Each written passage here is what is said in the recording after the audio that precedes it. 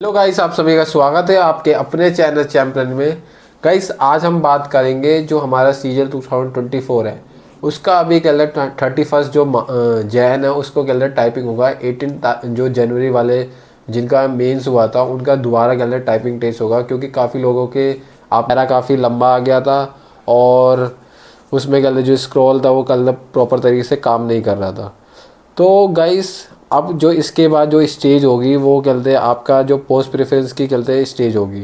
इसके बाद कहते हैं काफ़ी लोग कभी कुछ क्वेश्चन गलत आए तो उसके बाद पिटीशन फाइल होगी तो रिवाइज कहते हैं आंसर की आएगी। तो उसमें कुछ लोगों के मार्क्स बढ़ेंगे, कुछ लोगों के मार्क्स नहीं बढ़ेंगे। तो इसके बाद जो स्टेज आएगी आपकी पोस्ट प्रेफरेंस की फॉर्म आएगी, वो आपकी कहते हैं फैब की एंड तक आपका वो आ ही जाएगा।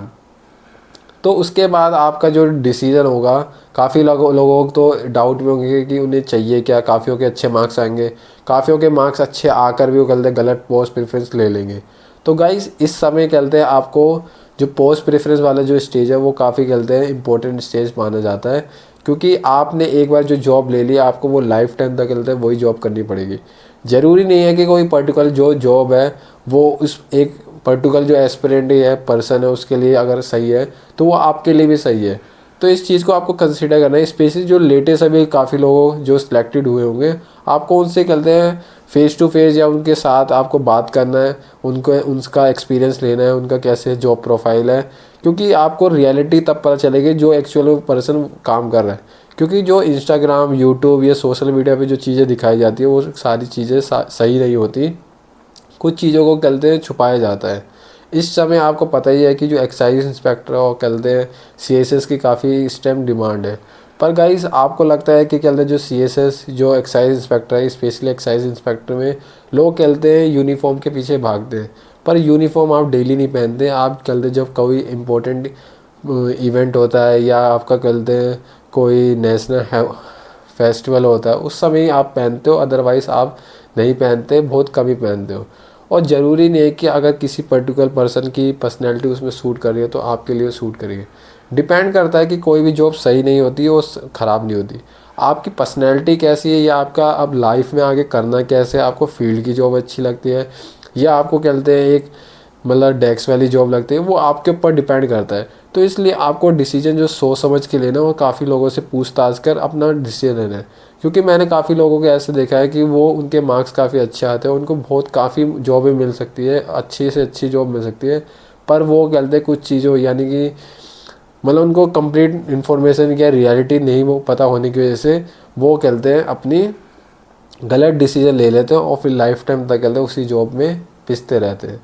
तो इसलिए आपको पता ही कि इस समय कंपटीशन इतना कट थ्रोट चल रहा है कि एक बार आपके अच्छे मार्क्स आने के बाद ये श्योरिटी नहीं है कि आपके दोबारा अच्छे मार्क्स आ सकते हैं। तो इसलिए आपको जो डिसीजन है वो काफ़ी सोच समझ के डिसीजन लेना है। और कहते हैं आपको ये नहीं कि आप कहते हैं दूसरों की बताइयों पे या कहते हैं जो अफवाह चल रही है उसके बेस पे, आपको प्रॉपर उससे बात करनी है जो एक्चुअल में जो पर्सन सिलेक्टेड है वो भी लेटेस्ट उनसे बात करनी है। और इस समय आपको पता ही है कि जो इस समय जो कट ऑफ है वो बढ़ने का सबसे बड़ा रीज़न ये है, काफ़ी लोग कहते हैं रिपीटर से। तो मैं स्पेशली रिपीटर से रिक्वेस्ट करना चाहता हूँ कि अगर आपको लग रहा है कि आपको जो जॉब चाहिए और वो मिल सकती है तो आप कहते हैं पोस्ट प्रेफरेंस उसी की भरो, सारी मत भरो। क्योंकि आप अगर कहते हैं बाकी पोस्ट प्रेफरेंस भर दोगे तो आपको वो जॉब तो लेनी नहीं है। क्योंकि आप ऑलरेडी सिलेक्टेड हो। तो उस वजह से क्या होगा कि आप अगर सिलेक्टेड भी हो गए तो वो जॉब क्या हो गई, वो पोस्ट क्या हो गई, ख़राब हो गई। क्योंकि हमें पता है कि एसएससी के जो कहते हैं सिस्टम में वो वेटिंग लिस्ट का कोई कंसेप्ट नहीं है।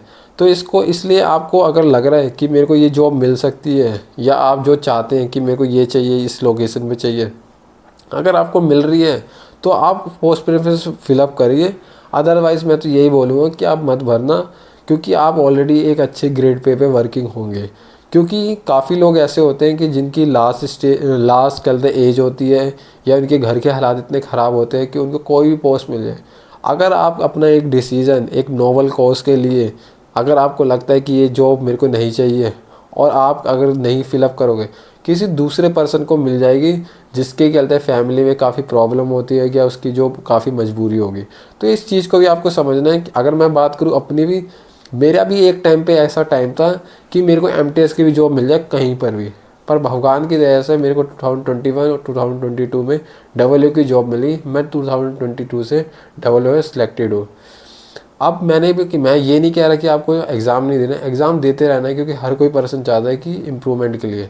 मैंने भी 2023 का भी एग्ज़ाम दिया, 24 का भी एग्ज़ाम दिया, पर मैंने 2023 में पोस्ट प्रेफरेंस वही भरी जो मेरे को लगता था मिल सकती है। नहीं मिली कोई बात नहीं, क्योंकि मैं ऑलरेडी गलते हैं 4800 पे वर्किंग हूँ। इवन कि मैंने 2024 का भी एग्ज़ाम दिया, मेरी कलर टाइपिंग सही गई है। इवन कि मेरा 31 जैन को भी कलर टाइपिंग है। मैं टाइपिंग देने नहीं जा रहा हूँ, क्यों? क्योंकि मुझे पता है कि मेरे को अगर 2400 मिल भी जाएगी तो वो मेरा कोई रेलेवेंस नहीं है, क्योंकि ऑलरेडी मैं 4800 पे गलते हैं वर्किंग हो। अगर मुझे दिल्ली 2400 मिल भी जाएगी तो उसका भी कोई सेंस नहीं है, क्योंकि मेरा कल दे डब्ल्यू कमर्शियल है, मेरा 2-3 साल में ट्रांसफ़र हो ही जाएगा। और आपको एक चीज़ और भी ध्यान रखनी है कि काफ़ी पोस्ट तो ऐसे हैं जिसमें ट्रांसफ़र का कंसेप्ट ही नहीं है। आप ये ना हो कि आप वर्दी के चक्कर में एक्साइज इंस्पेक्टर ले लो दिल्ली, मतलब साउथ मिल जाए आपको एक्साइज इंस्पेक्टर, फिर आप वहाँ पे फंस गए, फिर लाइफ टाइम तक आप वहीं पे रह रहे हो। तो आपको इन चीज़ों का भी ध्यान रहना है कि आपको कहते हैं आपकी लाइफ, एक बार आपने जॉब ले ली, आपकी लाइफ टाइम जब तक आप वर्किंग हो गए तब तक आपकी लाइफ को उसी चीज़ों से आपको गुजरना पड़ेगा।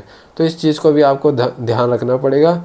और अगर स्पेशली अगर आपके मार्क्स अच्छे आ रहे हैं तो वेल एंड गुड, सोच समझ के डिसीजन लेना, इसको लाइटली मत लेना। क्योंकि 2023 में भी AR3 एक पर्सन की आई थी और उसने डिसीजन सही नहीं लिया, टीए उसको मिल गए थे। AR3 का मतलब क्या है, उसको कोई भी जॉब मिल सकती थी, पर उसके डिसीजन इतने गलत थे कि AR3 आने के बाद भी उसने टीए लिया अपनी होम स्टेट के लिए।